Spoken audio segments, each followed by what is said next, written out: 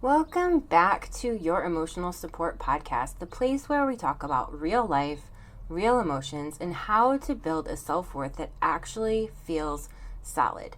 Not just on your best days, but on your most human ones too. Today's episode, we are talking about something that almost all of us struggle with, and yet somehow we still feel like we are the only one. It's comparison. And I know I've done episodes on this before, but I think it's worth talking about again and again and again. Because it's that sneaky little habit of looking around and thinking, wait, am I behind? Should I be further along? Why does it seem like everyone else has it figured out except me? If all of this sounds familiar, you are very much in the right place. So let's talk about the comparison trap and why it is so easy to fall into. Because let's be honest, comparison is basically unavoidable. We're surrounded by it. Social media, career milestones, relationships, parenting, houses, vacations, even how people handle life.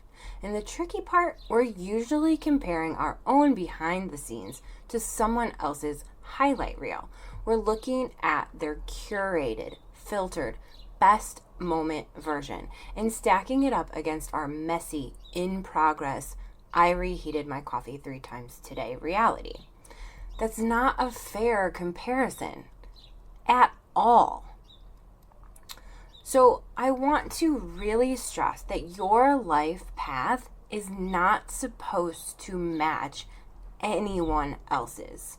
That's why it's yours. I really want you to hear this. There is no universal timeline for a successful or worthy life. I'm going to say it again because I think it's so important. There's no universal timeline for a successful or worthy life. And I say that not just as a counselor, but as a human who has lived this. I had my son alone at 34. I got married for the first time 3 months before I turned 40. I spent my 20s and early 30s comparing my timeline to what I thought it should look like, to what everyone else's looked like. All my friends were getting married. All my friends were having babies. I wasn't, and that made me spend a whole lot of years feeling like I was behind, like I wasn't good enough. But here's the truth. I wasn't behind. It wasn't that I wasn't good enough. I was just on my own path. And my path gave me experiences. It gave me growth. It gave me perspective and timing that I would not go back and trade for anything. Your life is not late. Your life is not off track. Your life is unfolding differently, and that is not a flaw. This is actually where your depth and your identity comes from. So let's talk about why comparison hurts your self-worth. Comparison doesn't just make you feel bad for a moment. It slowly chips away at how you see yourself. Because when you compare, you're usually doing one of two things. You're minimizing your own progress, or you're exaggerating someone else's. And neither of those things is rooted in reality. You start to forget what you've overcome, what you've built, who you've become, because you're too busy measuring yourself against a completely different story. Let's get into some real doable shifts that you can start using to stop that comparison spiral. The first one is to just catch it, just notice it, but without judging yourself. Comparison is a habit. It's not a personality flaw, where it's just ingrained in us. So instead of thinking, oh, why am I like this? Try, oh, there is that again. Okay? Just noticing that comparison. Awareness is step 1. You don't have to shame yourself for it. Just start noticing it. The second tip is to get curious, but not critical. When you feel that comparison sting, ask, what is this actually bringing up for me? Is it a desire for connection? Is it a fear of being left behind? Is it a goal you haven't fully admitted to yourself yet?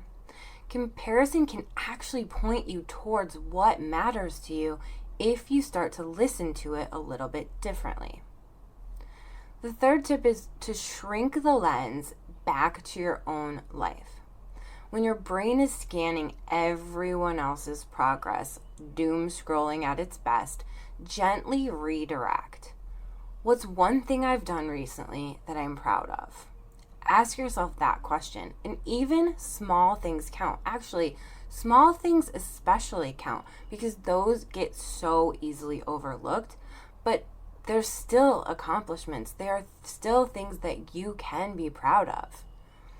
The fourth tip is to remember that different timing does not equal wrong timing or bad timing. Just because something hasn't happened for you yet doesn't mean it never will. And just because someone else has something now doesn't mean they didn't struggle to get there or won't struggle later. Life is not synchronized swimming. It's more like a bunch of people doing their own interpretive dance at completely different tempos. And honestly, that is really the beauty in it. We're all doing our own thing, and that's what makes us great and unique. Okay, so here is a reframe that changes everything.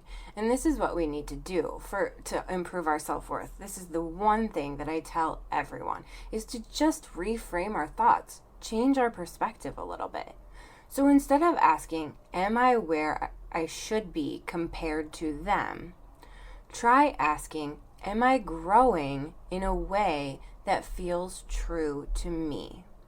Am I making progress in a way that is aligned with where I want to go?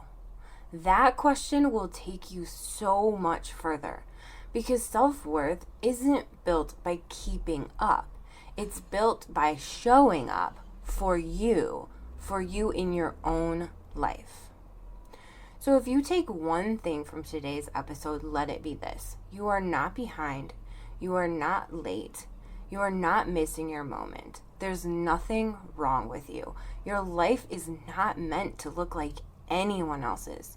And the more that you can come back to your own path, your own pace, your own story, the quieter that comparison voice becomes. If this episode resonated with you, share it with someone who might need that reminder too. And as always, I am so glad you're here.